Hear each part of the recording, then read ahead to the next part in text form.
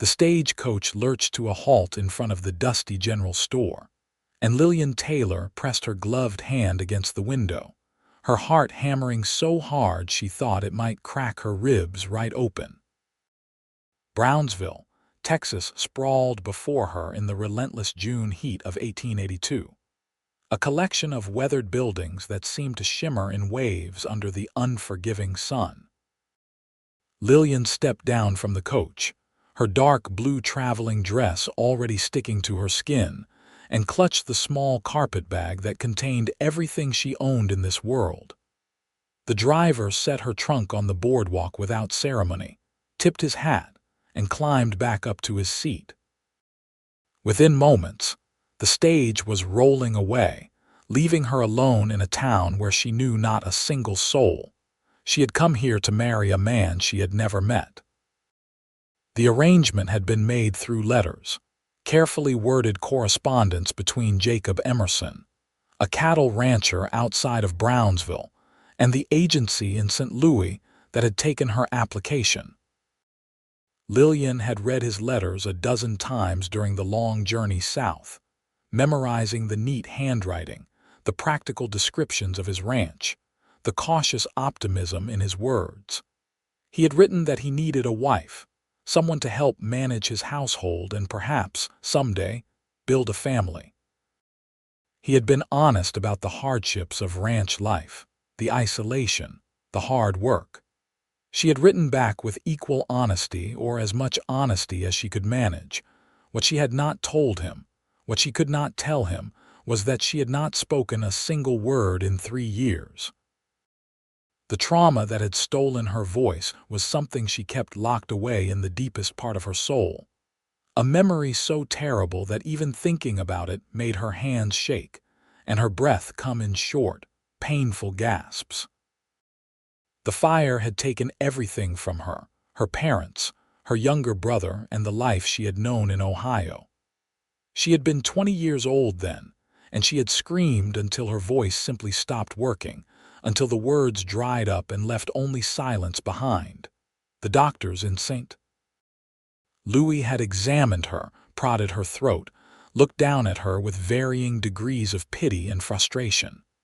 There was nothing physically wrong with her vocal cords, they said.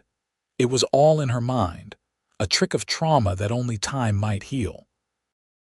But 3 years had passed, and still the words would not come. She had learned to communicate through writing, through gestures, through the expressions that played across her face. Some people were patient with her, willing to wait while she scribbled notes on the small slate she carried everywhere. Others grew frustrated, irritated by what they saw as stubbornness or peculiarity. She had learned to read people quickly, to see who would be kind and who would turn away.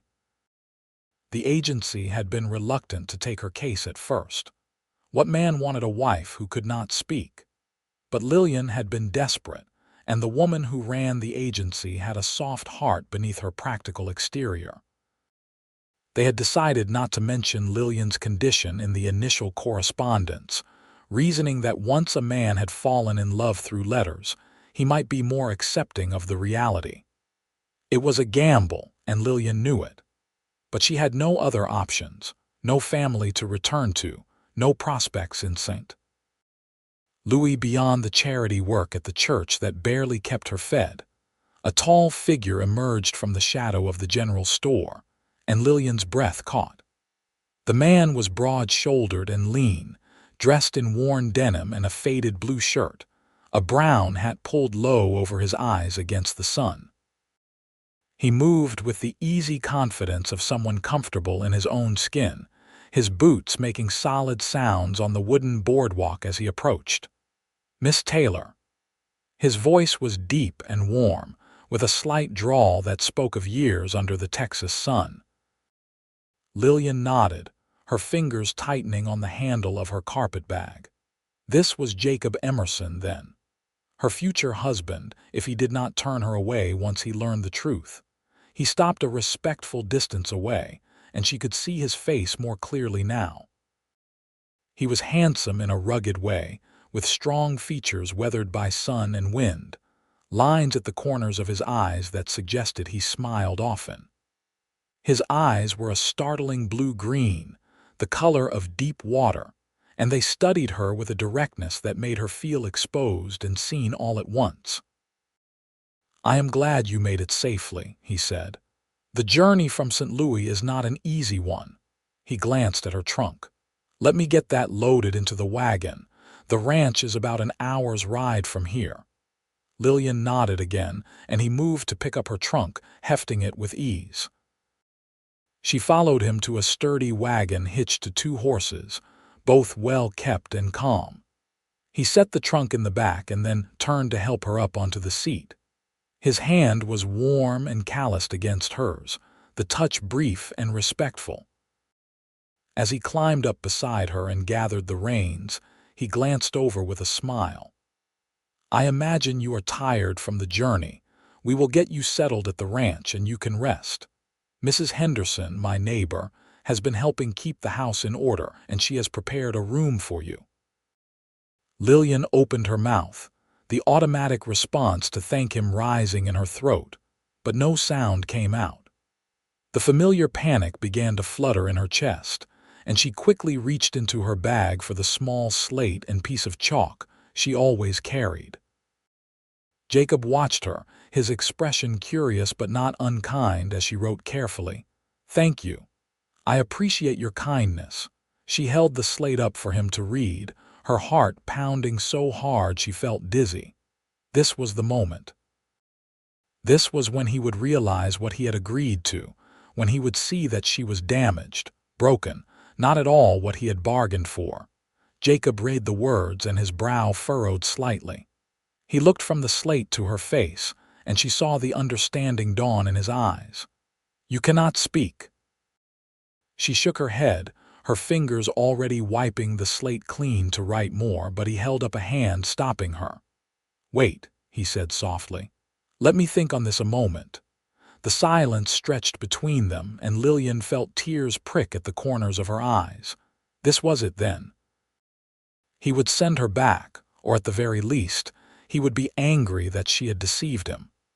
She had nowhere to go, no money for the return journey, no plan beyond this desperate hope. Jacob was quiet for a long moment, his gaze distant, as if he were looking at something far beyond the dusty street of Brownsville. Finally, he turned back to her, and to her surprise, his expression was gentle. "My father lost his hearing in a farming accident when I was a boy," he said. "He could not hear a word for the last 15 years of his life. But he was still the wisest man I ever knew, and he taught me that there are many ways to communicate, many ways to understand another person. Words are not everything."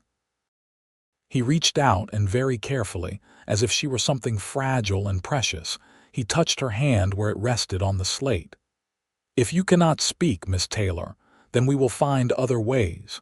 Your silence does not make you less.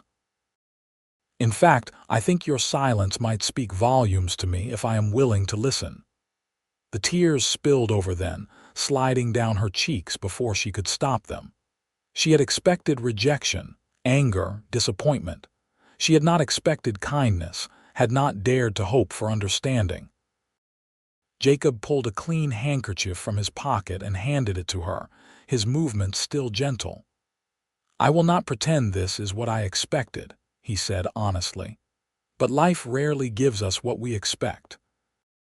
The question is whether we are brave enough to accept what it does give us and make something good of it." Lillian wiped her eyes and wrote quickly on the slate, "I am sorry I did not tell you. I was afraid." He read the words and nodded. "I understand fear. We all carry it in one form or another. But we are here now and we have a choice to make. I am willing to move forward with our arrangement if you are. We will take our time, get to know each other. There is no rush."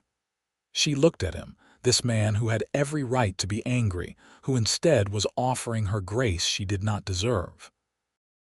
She nodded, fresh tears threatening, but she blinked them back. She would not fall apart, not here, not now.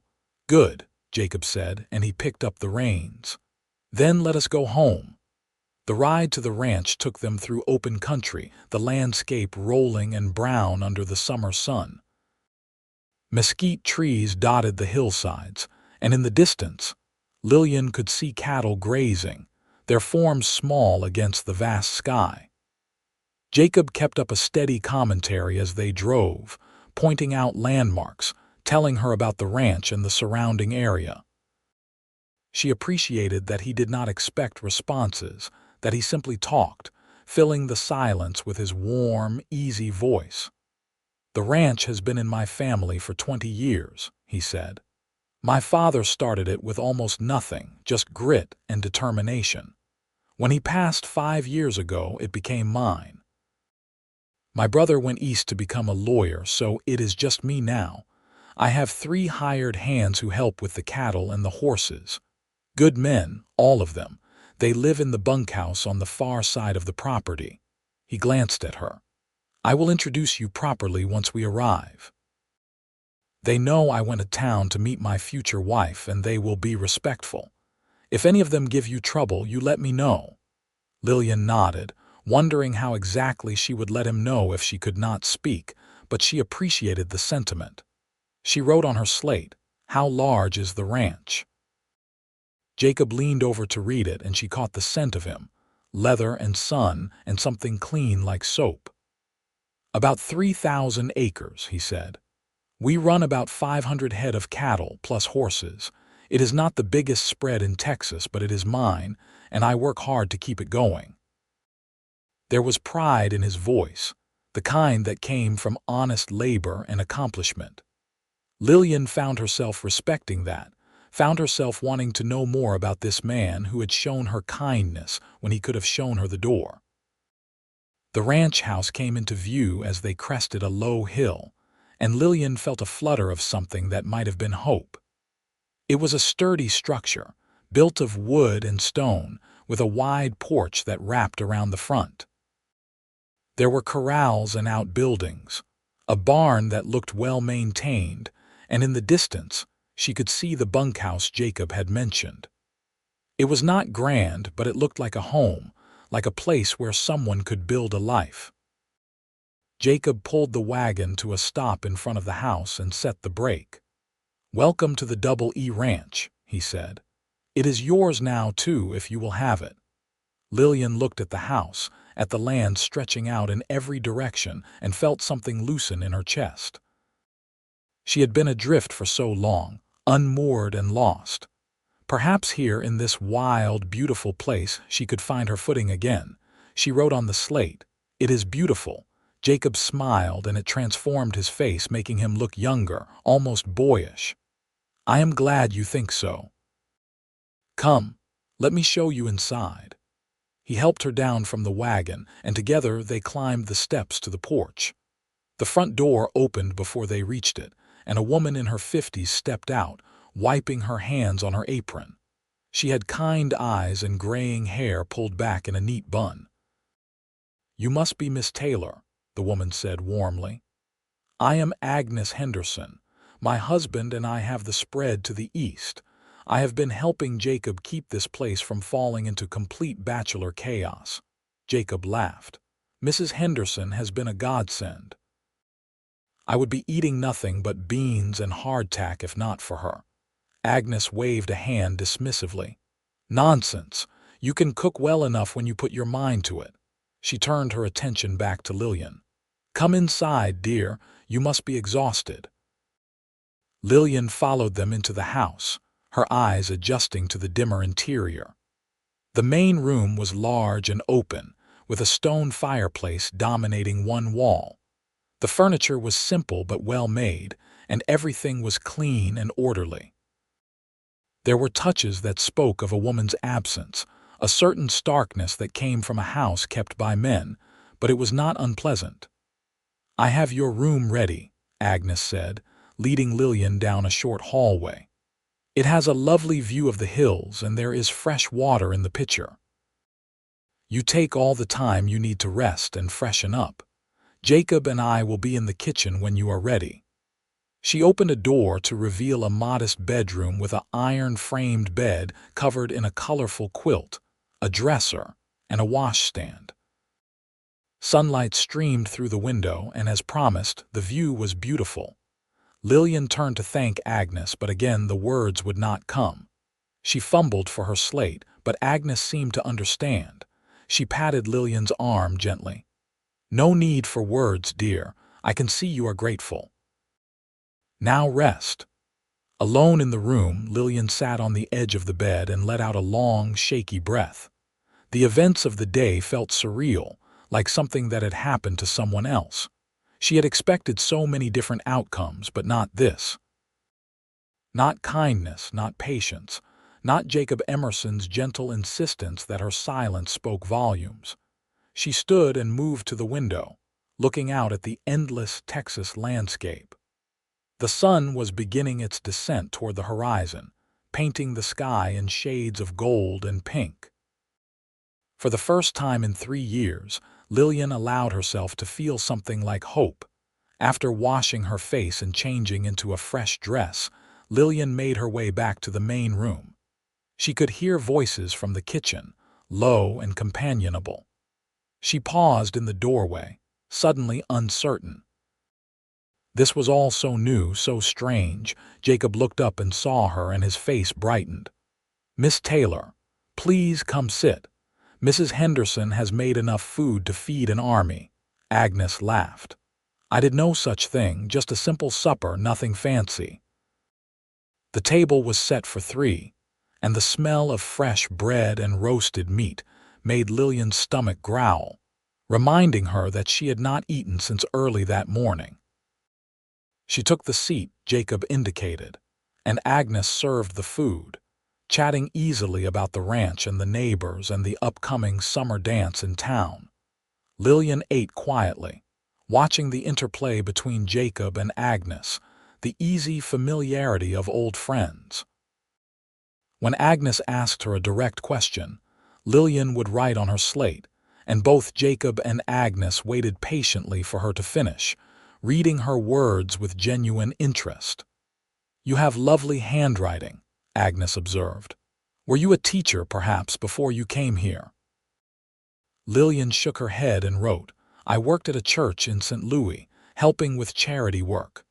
"Noble work," Agnes said approvingly. "We could use more of that spirit out here. This land can be hard, and people need to look out for one another." After supper, Agnes gathered her things to leave. "My husband will be wondering where I have gotten to," she said, "but I will be back tomorrow to help with the preparations." "Preparations?" Jacob asked, his brow furrowing. Agnes gave him a look that suggested he was being deliberately dense. "For the wedding, Jacob. Or did you forget that part?" Jacob had the grace to look sheepish.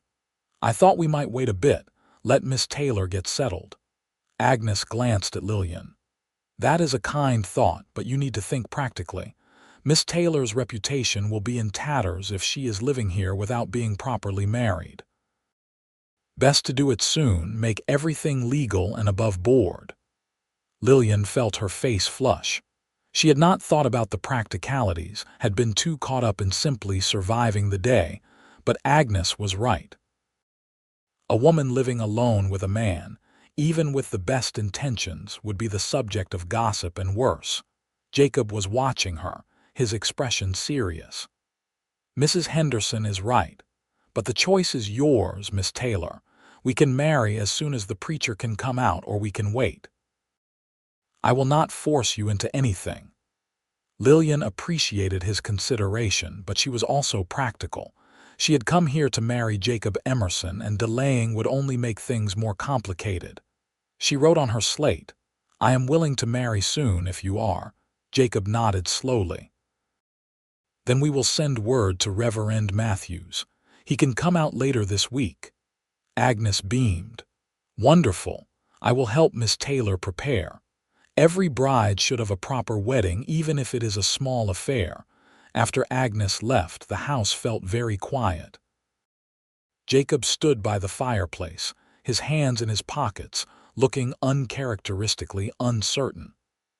"I want you to know," he said finally, "that I will not expect anything from you that you are not ready to give. We will be married in name, but we can take our time with the rest. I have no wish to make you uncomfortable." Lillian felt a rush of gratitude and relief.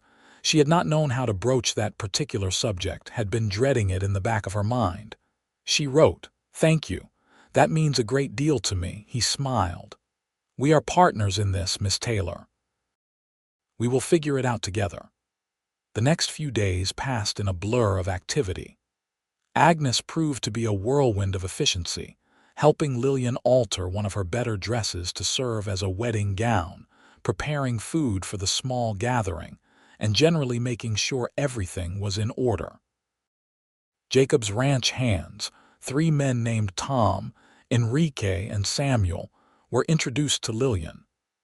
They were polite and respectful, tipping their hats and keeping their curiosity to themselves when they realized she did not speak. Lillian fell into the rhythm of the ranch more easily than she had expected.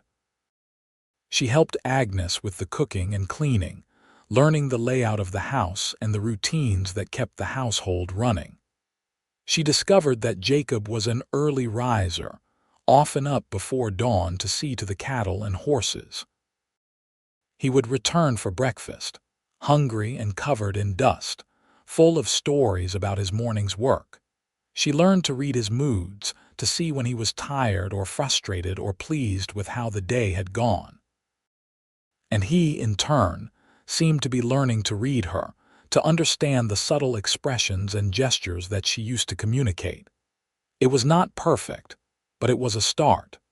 The wedding took place on a Thursday afternoon, with Reverend Matthews presiding in the front room of the ranch house.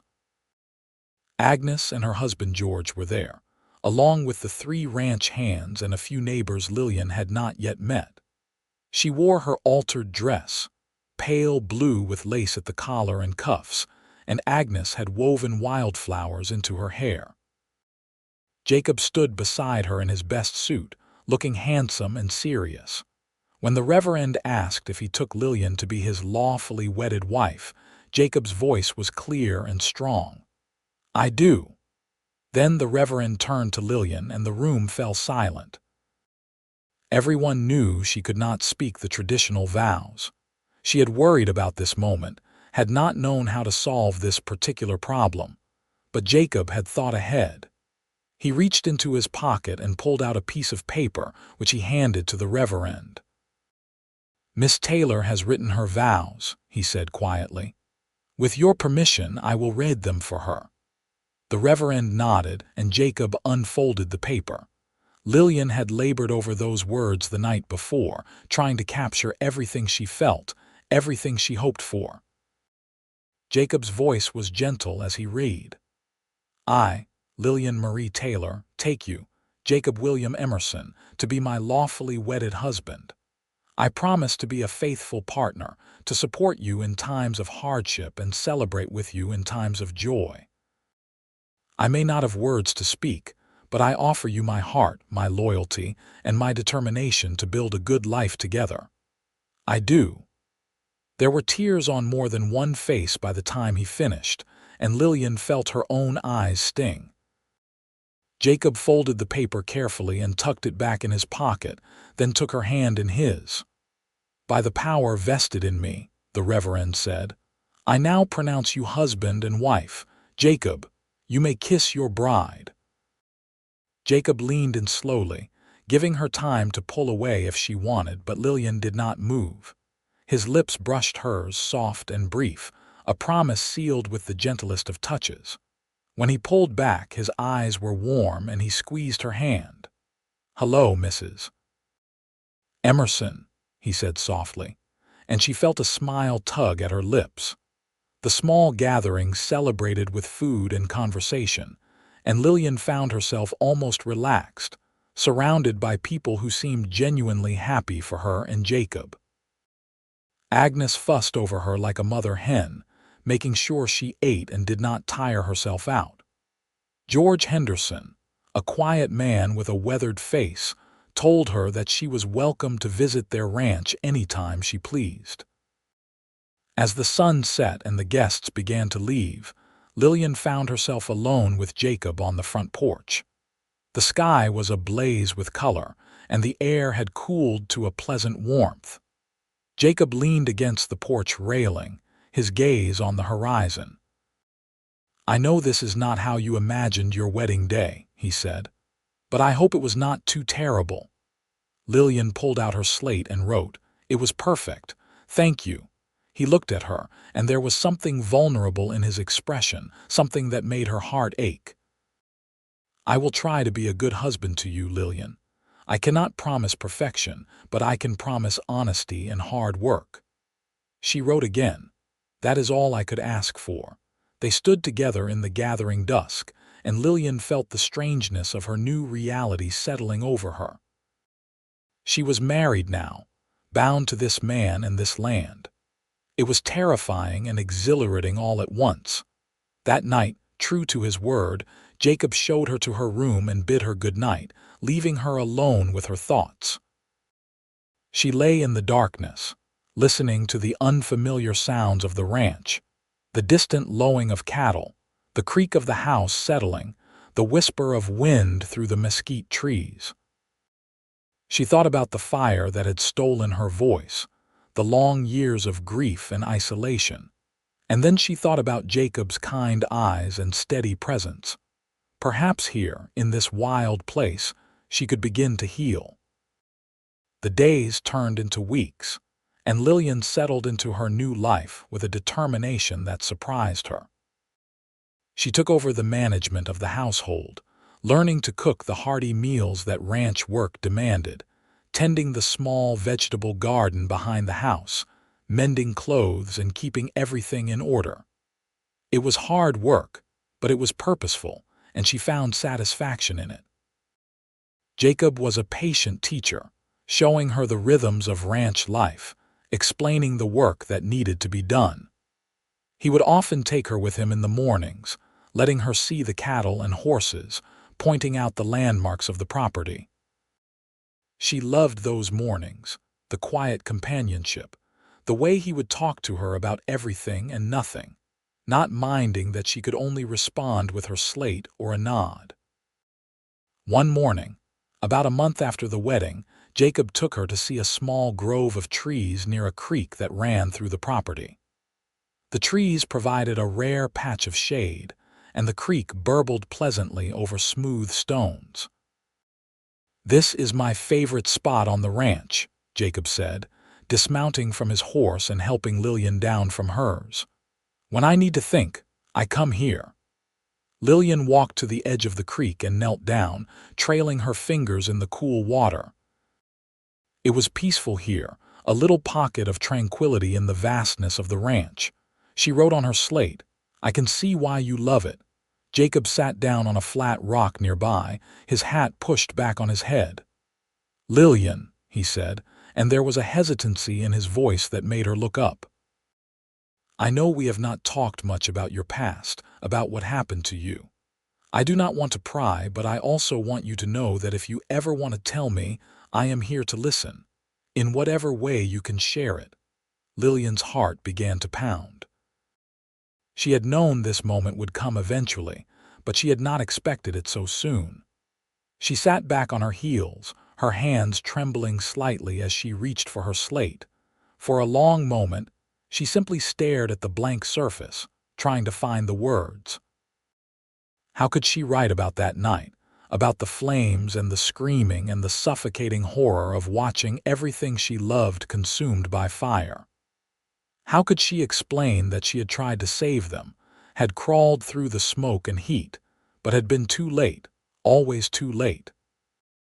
She began to write, slowly at first, then faster, the words tumbling out in jagged sentences. There was a fire. 3 years ago in Ohio.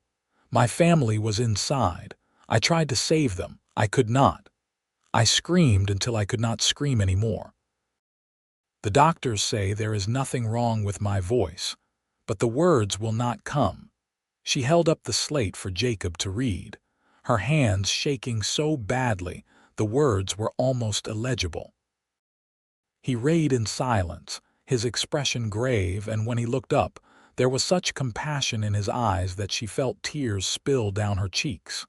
"Lillian," he said, and his voice was rough with emotion. "I am so sorry. No one should have to endure such a thing." She wiped at her tears, frustrated with herself for crying, but Jacob moved closer and gently took the slate from her hands, setting it aside. Then, very carefully, he pulled her into his arms, holding her as she wept. It was the first time anyone had held her since the fire, the first time she had allowed herself to truly break down. She cried for her lost family, for the girl she had been, for the voice she had lost. And Jacob simply held her, one hand stroking her hair, murmuring soft words of comfort that she barely heard but felt in the depths of her soul. When the storm of tears finally subsided, she pulled back, embarrassed and exhausted. She tried to find her slate, but Jacob caught her hands. "You do not need to apologize," he said, as if reading her mind. "Grief is nothing to be ashamed of. You have carried this alone for too long."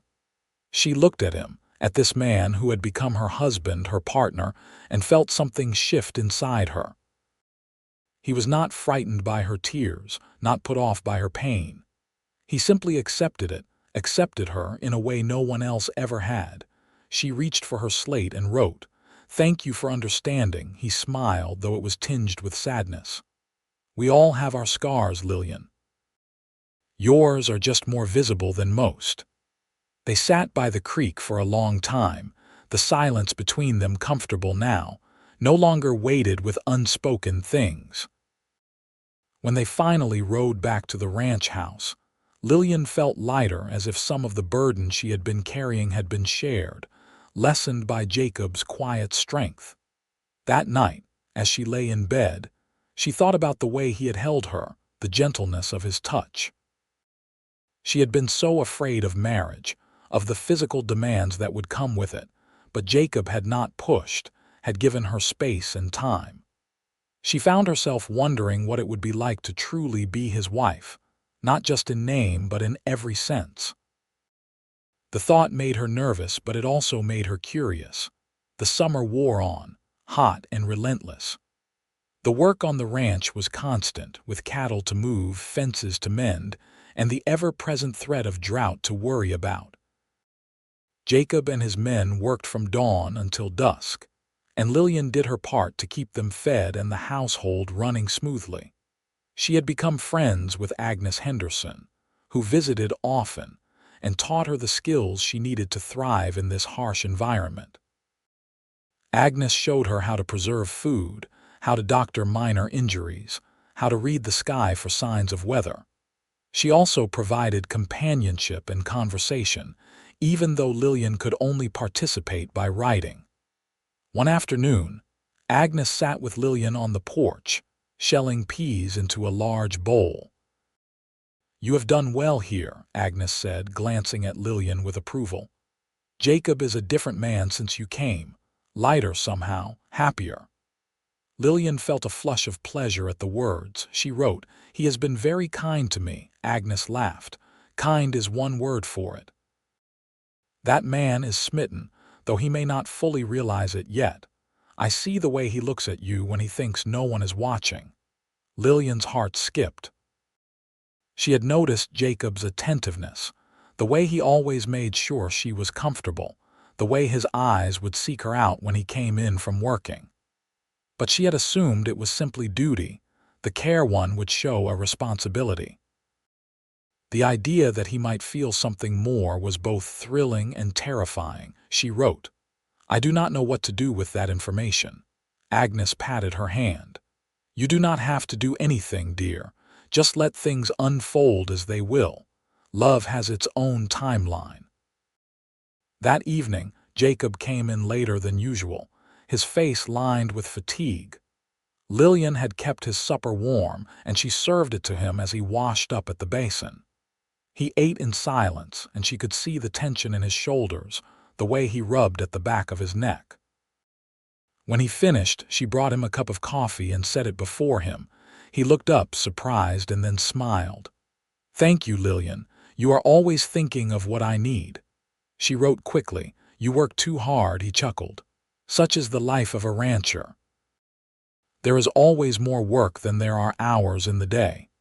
He sipped the coffee, his eyes closing briefly in appreciation. But this helps.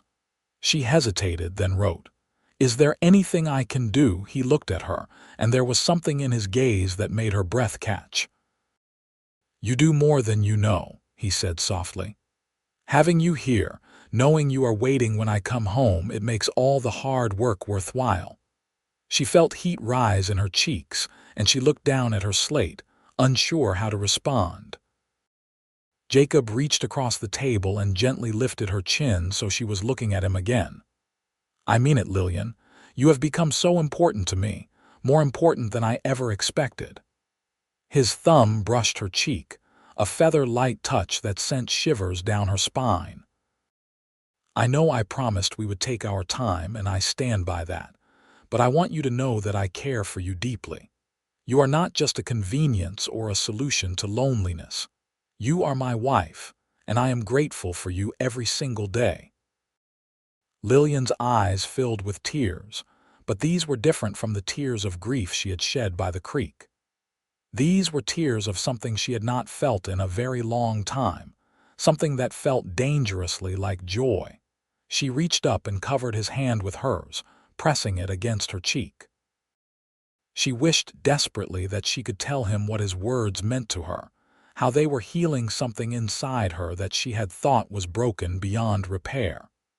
But all she could do was hold his gaze and hope he could see the truth in her eyes.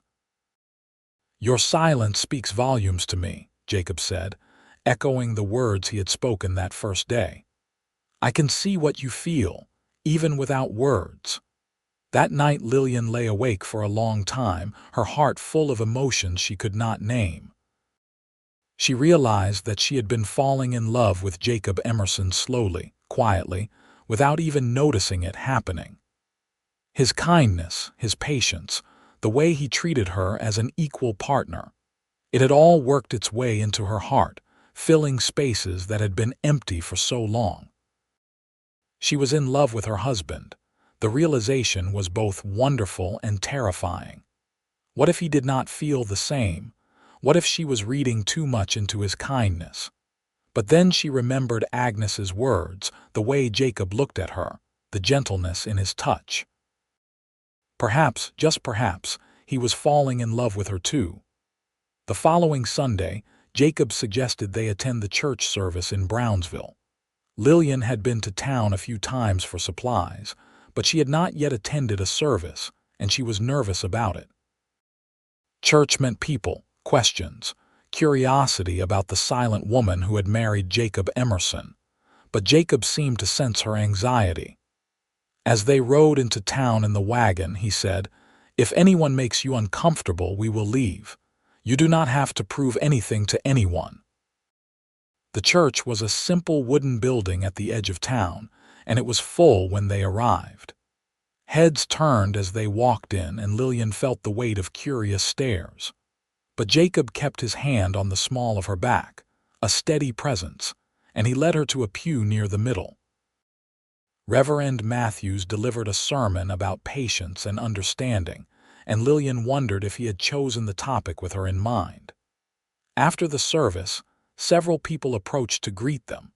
Most were polite, if curious, but one woman, a pinch-faced matron named Mrs. Hutchins, was less than kind.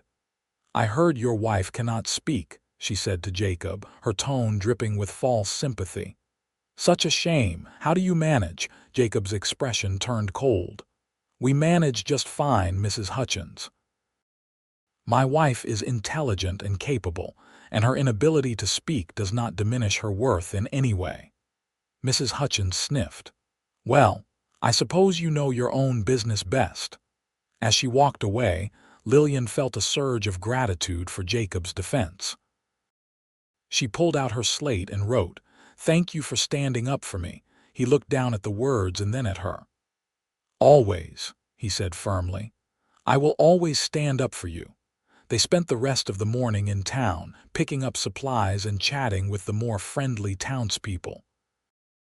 By the time they headed back to the ranch, Lillian felt more settled, more accepted. It was a small community and there would always be gossips, but she had Jacob, and that was enough. As the summer turned toward fall, the work on the ranch shifted. There was hay to cut and store, preparations to make for the coming winter. Jacob and his men worked long hours and Lillian did her part, helping where she could. One evening, as she was preparing supper, Jacob came into the kitchen looking excited. "I have an idea," he said. "There is a dance in town next Saturday. Would you like to go?" Lillian's first instinct was to refuse. A dance meant crowds, noise, the pressure to socialize. But then she saw the hope in Jacob's eyes, the way he was looking at her as if her answer really mattered. She wrote, "I do not know how to dance well," he grinned. "Neither do I, but we can learn together." She hesitated, then nodded. His smile widened and he impulsively leaned down and kissed her forehead. "Thank you, Lillian. I think we will have a wonderful time." The week leading up to the dance was filled with anticipation. Agnes helped Lillian alter another dress, this one a soft green that brought out the color of her eyes. On the day of the dance, Lillian found herself both nervous and excited, a strange mix of emotions that left her feeling off balance. Jacob looked handsome in his suit, his hair neatly combed, and when he helped her into the wagon, his eyes were full of warmth. "You look beautiful," he said, and she felt her cheeks heat. The dance was held in the community hall, a large room decorated with bunting and lit by dozens of lanterns. Music filled the air.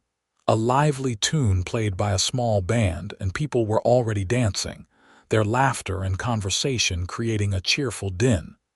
Jacob led Lillian to the edge of the dance floor, and then, with a slightly nervous smile, he held out his hand. "May I have this dance, Mrs. Emerson?" Lillian took his hand, and he pulled her gently into the flow of dancers. They were both clumsy at first, stepping on each other's feet and laughing at their mistakes. But gradually, they found a rhythm, moving together in a way that felt surprisingly natural. Lillian looked up at Jacob, at the joy on his face, and felt her heart swell. This man, this good, patient man, had given her so much. He had given her a home, a purpose, and most importantly, he had given her hope. She wanted to tell him, wanted to pour out all the feelings that were flooding through her, but the words were still locked inside. As if sensing her thoughts, Jacob pulled her a little closer, his voice low in her ear. "I know you cannot say it, but I hope you know how much you mean to me, Lillian. I think I am falling in love with you." Lillian's breath caught and she stumbled slightly. Jacob caught her, holding her steady, and when she looked up at him, his eyes were serious, searching hers. She reached up and touched his face, her fingers trembling. She could not say the words, but she could show him. She stretched up on her toes and kissed him, there in the middle of the dance floor, surrounded by people but aware of no one but him. Jacob froze for a heartbeat, and then he was kissing her back, his arms tightening around her. It was a kiss full of promise, of all the things they had not yet said but felt deeply. When they finally pulled apart, both were breathless. "I will take that as agreement," Jacob said, his voice rough, and Lillian smiled, the first real, unguarded smile she had given anyone in years. They danced until the music stopped, and then they danced some more. By the time they left the hall and climbed into the wagon for the ride home, Lillian's feet were sore and her face hurt from smiling. Jacob kept one arm around her as he drove, and she leaned into his warmth, feeling safe and cherished. When they reached the ranch, Jacob helped her down, and then, instead of bidding her good night at her bedroom door as he usually did, he hesitated. "Lillian," he said, his voice tentative. "Would you like to come to my room tonight? I promise we will only do what you are comfortable with, but I would like to hold you, to have you close." Lillian's heart pounded, but it was not fear she felt. It was anticipation, a readiness she had not expected. She nodded, and Jacob's face lit up. He took her hand and led her to his room, a larger space than hers, with a big bed and simple furnishings. He closed the door behind them, and for a moment, they simply stood there, the air between them charged with possibility. Then Jacob moved closer, his hands gentle as they cupped her face. "Tell me to stop if you want me to," he whispered. And then he was kissing her again, slower this time, deeper. Lillian responded with a passion that surprised her, her arms wrapping around his neck, pulling him closer. The barriers between them were falling away, and she wanted this, wanted him, with an intensity that left her dizzy. They took their time, learning each other, discovering what brought pleasure and what brought joy. Jacob was gentle and patient, always checking to make sure she was comfortable, and Lillian found herself trusting him completely, giving herself over to the experience. When they finally lay together in the darkness, wrapped in each other's arms, Lillian felt a completeness she had not known was possible. Jacob pressed a kiss to her forehead, his breath warm against her skin. "I love you, Lillian," he whispered. "I love you so much." She wished she could say the words back, wished she could tell him that she loved him too, that he had become her whole world. But instead, she took his hand and placed it over her heart, letting him feel the rapid beat, hoping he would understand. "I know," he said softly. "I know, my love. Your silence speaks volumes to me." The fall deepened into winter, and the ranch settled into a quieter rhythm. The cattle were brought closer to the house, and the men spent more time on maintenance and repairs. Snow came in late December, blanketing the land in white, and Lillian marveled at the beauty of it. She and Jacob had grown even closer, their marriage now a true partnership in every sense. They shared a bed, shared their days, shared their hopes and fears. Lillian had never been happier, and she could see that Jacob felt the same. One cold January evening, as they sat by the fire, Jacob handed her a small package wrapped in brown paper. "I made this for you," he said, his expression shy. "Open it." Lillian unwrapped the package carefully and found a leather-bound journal, the pages blank and waiting. On the inside cover, Jacob had written in his neat handwriting, "For all the words you cannot speak but still need to say."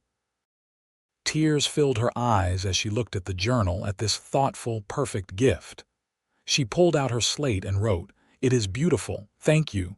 Jacob smiled. "I thought you might like to write down your thoughts, your memories, not just for me but for yourself. Everyone needs a way to express what is inside." That night, Lillian began to write in the journal. She wrote about the fire, about the loss and the grief that had stolen her voice.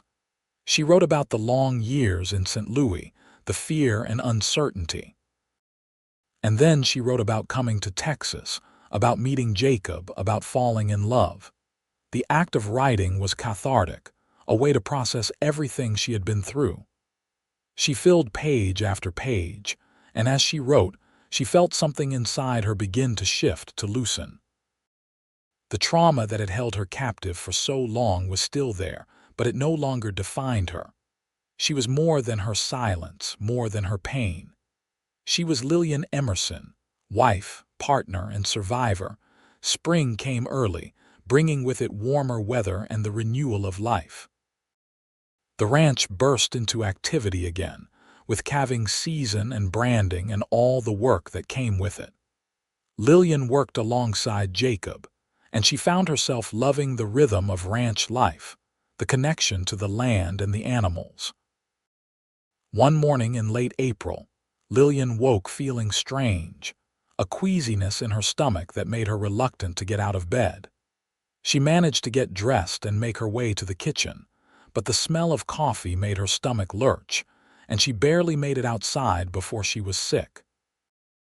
Agnes, who had stopped by for a visit, found her there and immediately understood. "Oh, dear," she said, her eyes twinkling. "I think you may be expecting." Lillian stared at her, the words taking a moment to sink in. Expecting a baby. She had not even considered the possibility, though in hindsight, the signs had been there. Agnes helped her back inside and made her sit down with a cup of weak tea. "Have you told Jacob yet?" Lillian shook her head, her mind racing. A baby. She was going to have a baby. The thought was overwhelming, a mix of joy and terror. "You should tell him soon," Agnes said gently. "He deserves to know." That evening, when Jacob came in from working, Lillian was waiting for him on the porch, her journal in her lap. She had spent the afternoon writing, trying to find the right words. "Lillian," Jacob said, his brow furrowing with concern, "is everything all right? Agnes said you were not feeling well." She handed him the journal, open to the page where she had written, "I think I am going to have a baby." Jacob read the words, and for a moment he just stared at the page. Then his head snapped up, his eyes wide. "A baby, truly," she nodded, nervous about his reaction. But then his face broke into the biggest smile she had ever seen, and he let out a whoop of joy. He scooped her up in his arms, spinning her around, laughing with pure delight. "We are going to have a baby," he said, setting her down gently, his hands cradling her face. "Lillian, this is the best news. I am so happy." Seeing his joy, Lillian felt her own anxiety ease. They were going to have a baby, a new life born out of their love. It was a miracle, a gift she had not dared to hope for. The pregnancy progressed smoothly, though Lillian struggled with tiredness and the occasional bout of sickness. Jacob was attentive to the point of being overprotective, constantly worrying that she was doing too much. Agnes visited often, offering advice and reassurance, and the other ranch wives in the area also reached out, welcoming Lillian into a community of women who understood the challenges and joys of frontier motherhood. As her belly grew, Lillian found herself thinking about the future, about the child she would bring into the world. She worried about her inability to speak, about how it would affect her ability to be a mother. But Jacob was quick to reassure her. "You will be a wonderful mother," he said one evening, his hand resting on her swollen belly. "Our child will learn to understand you just as I have, and they will grow up knowing that love does not require words." His faith in her was unwavering, and it gave her strength. In late November, as the first cold winds of winter began to blow, Lillian went into labor. It was long and difficult, and there were moments when she was frightened, when the pain seemed too much to bear. But Agnes was there, and Jacob, though he was not allowed in the room, was right outside the door, his presence a source of comfort. Finally, after hours of struggle, the baby was born. A boy, healthy and strong, with a lusty cry that filled the room. Agnes cleaned him up and placed him in Lillian's arms, and Lillian looked down at her son, at the tiny, perfect face, and felt a love so fierce it took her breath away. Jacob was allowed in then, and when he saw his son, tears streamed down his face. "He is perfect," he whispered, his voice choked with emotion. "You did so well, Lillian. I am so proud of you." They named him William after Jacob's father, and he became the center of their world. Lillian discovered that motherhood came naturally to her, despite her fears. William did not need words to understand his mother's love. He responded to her touch, her expressions, the way she sang to him without sound, a humming vibration that seemed to soothe him. Jacob was a devoted father, taking on extra work so Lillian could rest, spending every spare moment with his son. The ranch hands, too, doted on the baby, and it seemed that William had an entire community ready to love and protect him. As the winter wore on, Lillian found herself reflecting on how much her life had changed. 2 years ago, she had been alone, voiceless, adrift in a world that did not understand her. Now, she had a husband who loved her, a son who depended on her, and a home that was truly hers. One evening, as she sat in the rocking chair by the fire, nursing William, Jacob came and sat on the floor beside her. He watched them for a moment, his expression soft. "I have been thinking," he said, "about how blessed I am. I asked for a wife, someone to help with the household. But I got so much more. I got you, Lillian, and you have given me more than I ever dreamed possible." Lillian looked down at him, at this man who had changed her life, and felt a lump form in her throat. She wished, as she had wished so many times before, that she could tell him how much he meant to her. But the words still would not come. She reached out and touched his face, tracing the line of his jaw, and he caught her hand, pressing a kiss to her palm. "I know," he said, as he always did. "Your silence speaks volumes to me, my love." William grew quickly, a happy baby who brought endless joy to the household. By the time spring arrived, he was sitting up on his own, his bright eyes taking in everything around him. Lillian loved watching him discover the world, loved the way his face would light up when Jacob came home from working, loved the way he would snuggle into her arms when he was tired. Life on the ranch continued, the seasons turning, the work never ending but always rewarding. Jacob's herd grew, and the ranch prospered. They hired another hand, a young man named Daniel who was eager to learn and willing to work hard. In the summer, when William was about 8 months old, Lillian began to feel the familiar queasiness again. She recognized the signs immediately, and this time she was not afraid. She was delighted. She told Jacob that evening, and he was overjoyed, pulling her into his arms and kissing her soundly. "Another baby," he said, his voice full of wonder. "Our family is growing."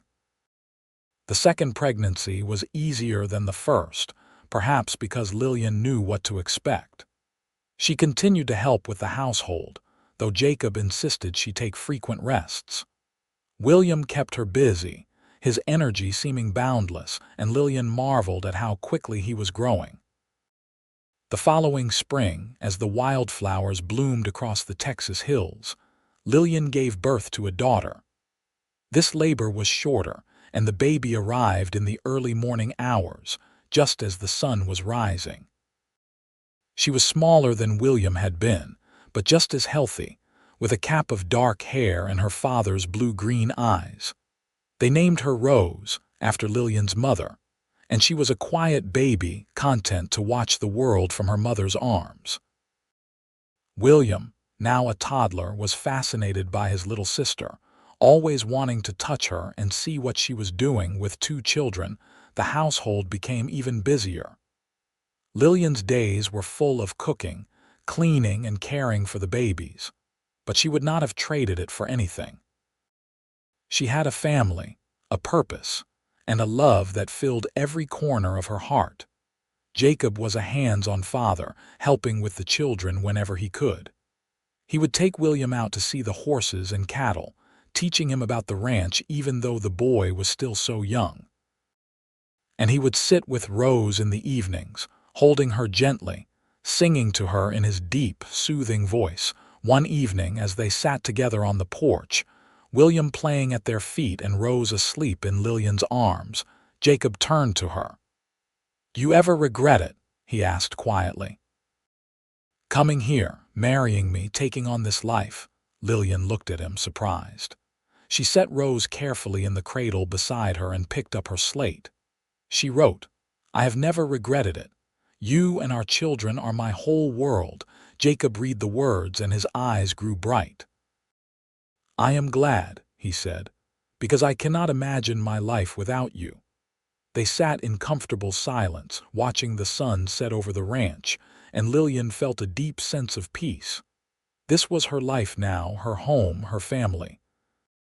The girl who had lost everything in a fire was gone, replaced by a woman who had found everything she needed in the wild, beautiful landscape of Texas. The years passed, each one bringing its own joys and challenges. William grew into a curious, energetic boy who loved the ranch and everything about it. Rose was more reserved, but she had a gentle kindness that reminded Lillian of Jacob. They had one more child, another boy they named Samuel, born when William was 4 and Rose was 2. The ranch continued to thrive under Jacob's careful management. He was respected in the community, known for his fairness and hard work. Lillian, too, had earned respect, her silence no longer a source of gossip but simply a part of who she was. The townspeople had come to understand that she was capable and kind, a good wife and mother, and her inability to speak did not diminish her worth. Agnes Henderson became like a mother to Lillian, a constant source of support and wisdom. When Agnes's husband George passed away one winter, Lillian and Jacob insisted she come live with them. Agnes moved into a small cottage on the ranch property, and she became an integral part of their family, helping with the children and the household. One afternoon, when William was 7 and Rose was 5, Lillian was working in the garden when she heard William cry out. She dropped her tools and ran, her heart pounding, to find him on the ground, clutching his arm. He had fallen from the corral fence, and his arm was clearly broken. Lillian knelt beside him, her hands shaking as she examined the injury. William was crying, and she wanted desperately to comfort him with words to tell him it would be all right. But all she could do was hold him, her face pressed against his hair, and pray that Jacob would return soon. Jacob came running when Agnes called for him, and he quickly assessed the situation. "We need to get him to the doctor in town," he said, his voice calm despite the worry in his eyes. The ride to Brownsville was tense, with William crying in Lillian's arms. But the doctor was skilled, and he set the bone with efficiency. William was brave, though his tears did not stop until the doctor gave him a piece of candy and told him he could have a sling like a real cowboy. On the ride home, William leaned against Lillian, exhausted from the ordeal. "I love you, Mama," he whispered, and Lillian's heart clenched. She could not say the words back, but she held him tighter and he seemed to understand. That night, as she sat beside his bed, watching him sleep, Jacob came in and put a hand on her shoulder. "You were so calm today," he said. "So strong. I do not know what I would do without you." Lillian looked up at him, and for the first time in years she felt a stirring deep in her throat, a tingling sensation that was unfamiliar and strange. She tried to speak, tried to form a word, any word, but nothing came. Still, the sensation was there, a flicker of possibility. Over the next few weeks, the feeling persisted. Sometimes, when she was alone, Lillian would try to make sounds to push the words out, but it was like trying to move a muscle that had atrophied, weak and unresponsive. She mentioned it to Agnes one day, writing on her slate, "I think something is changing. I can feel it in my throat." Agnes's eyes widened. "Do you think your voice is coming back?" Lillian shook her head. "I do not know. Maybe. I am afraid to hope." Agnes took her hands. "Hope is not a bad thing, dear. Even if your voice does not return, you are still whole. But if it does, what a gift that would be." That evening, Lillian sat with Jacob on the porch, the children already asleep inside. She had been thinking about the possibility of her voice returning, about what it would mean. She pulled out her journal and wrote, then handed it to Jacob. "I have been feeling something changing in my throat. I do not know if my voice is coming back, but I wanted you to know. I am afraid of being disappointed if it does not happen." Jacob read the words, his expression thoughtful. Then he set the journal aside and took her hands. "Whether your voice returns or not, it does not change how I feel about you," he said firmly. "I fell in love with you as you are, silent and strong. If your voice comes back, I will be grateful. But if it does not, I will not love you any less." His words were a balm to her worried heart, and she leaned into him, resting her head on his shoulder. They sat together under the stars, and Lillian allowed herself to hope, just a little. A few weeks later, Lillian was in the kitchen, preparing breakfast. The children were still asleep, and Jacob had just left for the morning chores. She was humming, as she often did, feeling the vibration in her chest when suddenly, without warning, a sound emerged. It was not a hum but a note, a single clear note that resonated in the quiet kitchen. Lillian froze, her heart pounding. She tried again, and this time the note was stronger. She opened her mouth, and with tremendous effort she forced out a single word: Jacob. It was barely more than a whisper, rough and cracked from years of disuse, but it was a word. Her voice, tears streamed down her face as she tried again. Jacob, louder this time. She ran outside, not caring that she was still in her apron, and found him by the barn. He looked up, surprised, as she approached. Jacob, she said again, and the shock on his face was profound. Lillian. He dropped the rope he was holding and strode toward her. Did you just speak? She nodded, tears still flowing. Yes, she whispered. I can speak. Jacob let out a shout of joy and swept her into his arms, spinning her around. When he set her down, his own eyes were wet. I cannot believe it, he said. Your voice, I never thought I would hear it. It is so strange, Lillian said, her voice hoarse and unfamiliar to her own ears. I do not know if I can say much yet. Say anything, Jacob said, his hands cupping her face. Say anything at all. Lillian looked at him, at this man who had loved her through her silence, who had never made her feel less than whole. I love you, she said, the words clumsy but heartfelt. I love you so much, Jacob. He kissed her then, deeply, passionately, and when they broke apart, both were breathless and laughing. I love you too, he said.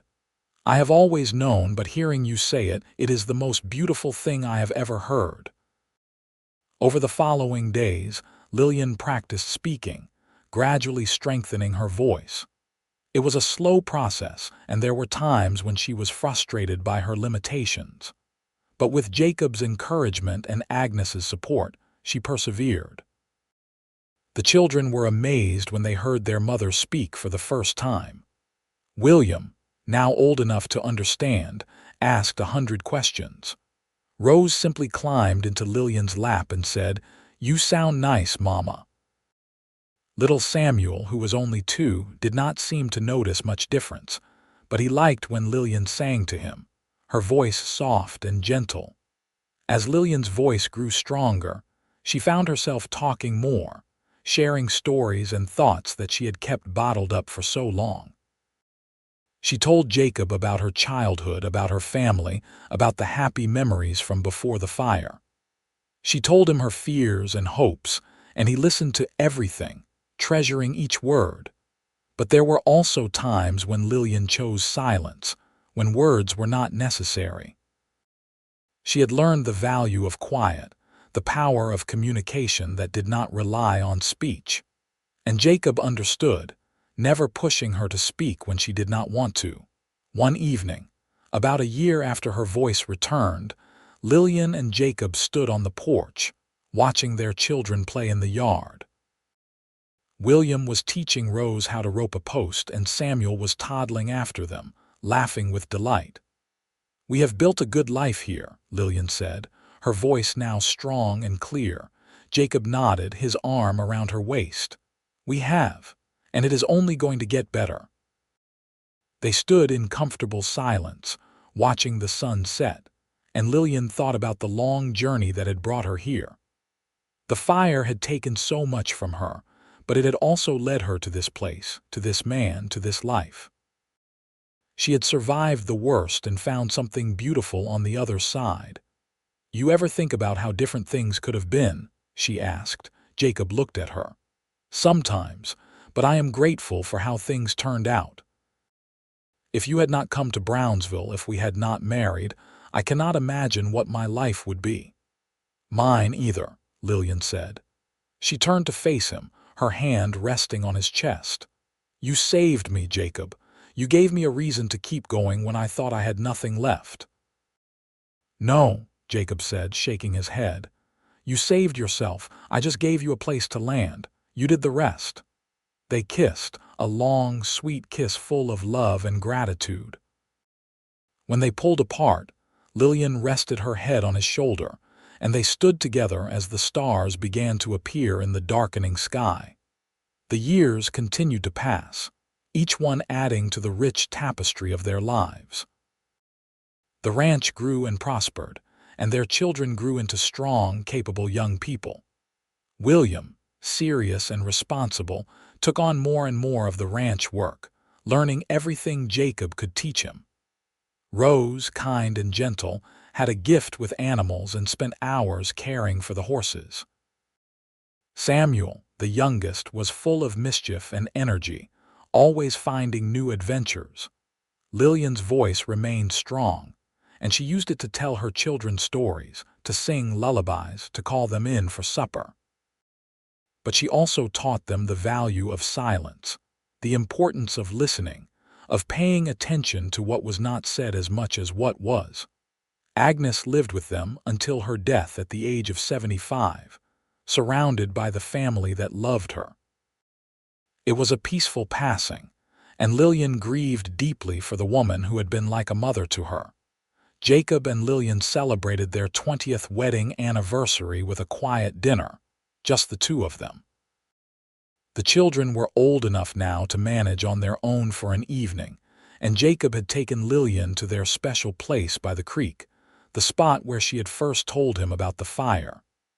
They sat on the same flat rock, the creek burbling beside them, and Jacob handed her a small box. Inside was a simple gold locket. "Open it," he said. Lillian opened the locket to find a tiny photograph of their family, all 5 of them together. On the other side, Jacob had engraved, "Your silence spoke volumes to me. Your voice speaks to my heart." Tears filled her eyes as she looked at the engraving, at the beautiful words that captured everything they had been through. "It is perfect," she whispered. "You are perfect," Jacob said, taking her hand, "and I am the luckiest man alive." They sat by the creek as the sun set, talking about their life together, about the challenges they had overcome, about the love that had grown stronger with each passing year. And as the stars began to appear, Lillian realized that she had everything she had ever wanted. A home, a family, a love that had endured. More years passed, and Lillian and Jacob grew older together, their love deepening with time. They became grandparents when William married a local girl named Emma and had 3 children of his own. Rose married a rancher from a neighboring county, and Samuel went east to study law, though he always came home for the holidays. The ranch remained the center of their lives, a place of hard work and joy, of family gatherings and quiet moments. Lillian continued to work alongside Jacob, and even as their bodies grew older and the work harder, neither could imagine living any other way. One evening in their later years, Jacob and Lillian sat on the porch, watching the sun set over the land they had worked so hard to build. Jacob's hair was gray now and Lillian's face was lined with age, but the love between them was as strong as ever. "You remember the day we met?" Jacob asked, his voice warm with memory. Lillian smiled. "I remember being terrified. I thought you would send me away." "I could never have sent you away," Jacob said. "From the moment I saw you, I knew you were special." Lillian took his hand, their fingers intertwining. "You told me my silence spoke volumes to you. That was the moment I knew I would be all right." "And now your voice speaks to my heart," Jacob said, echoing the words from the locket he had given her so many years ago. "Every day, every moment, I am grateful for you." They sat together as the sun dipped below the horizon, painting the sky in brilliant shades of orange and pink. The ranch was quiet around them, the cattle settled for the night, the horses in their stalls. Their children and grandchildren were safe and happy, living lives full of purpose and love. "We have had a good life, haven't we?" Lillian said softly. "The best," Jacob agreed, "and it is not over yet." Lillian leaned her head on his shoulder, feeling the steady beat of his heart. She thought about the girl she had been, silent and broken, arriving in Brownsville with nothing but a carpetbag and a heart full of fear. and she thought about the woman she had become, strong and loved, surrounded by family and blessed with a life she had never dared to dream of. "I love you, Jacob Emerson," she said, her voice clear and strong. "And I love you, Lillian Emerson," he replied, pressing a kiss to the top of her head. They sat together as the stars began to appear, one by one, in the vast Texas sky. The night was peaceful, full of the sounds of the ranch settling down, and Lillian felt a deep contentment settle over her. This was her home, her life, her love, and it was more than enough. It was everything.